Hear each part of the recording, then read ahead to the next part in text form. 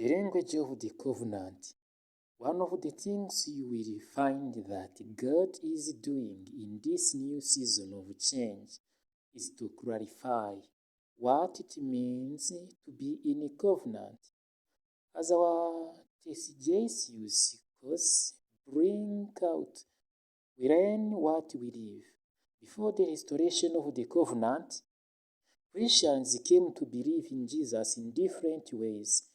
They were not taught the doctrine of Christ's covenant.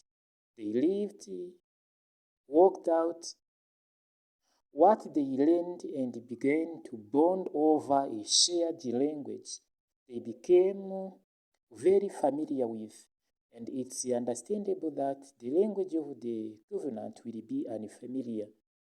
When you start learning the covenant of Jesus Christ, the first thing you need to be sure of are the basic differences between the false gospel and the true gospel.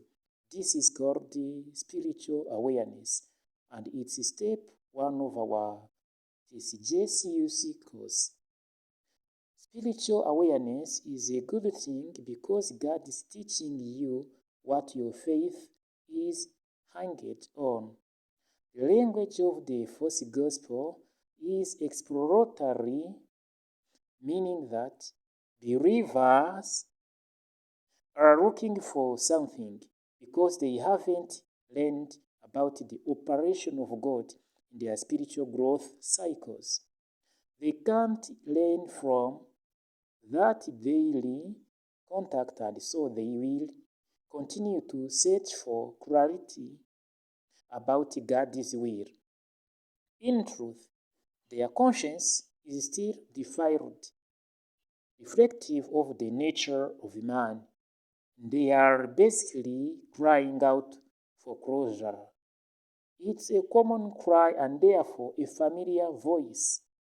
Believers are taught to select a verse from the Bible and to try to build a concept of a relationship with God based on that verse to see where it takes them.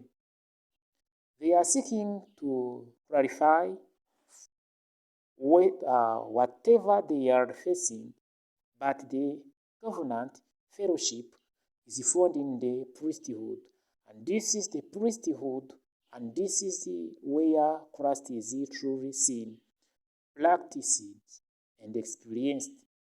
The language is different because the story we are telling is different.